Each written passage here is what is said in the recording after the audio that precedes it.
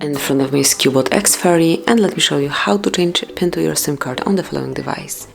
So at first you have to open the settings, then find and select security and go a bit lower, select advanced options, and here you'll notice SIM card lock. Smoothly click on it, and now if you would like to change your SIM PIN, just click on change SIM PIN, and here at first you have to enter the current PIN code, tap on OK, and now it's time to provide a new one, so it can be 2580, tap on OK, and now you have to re-enter it just to confirm.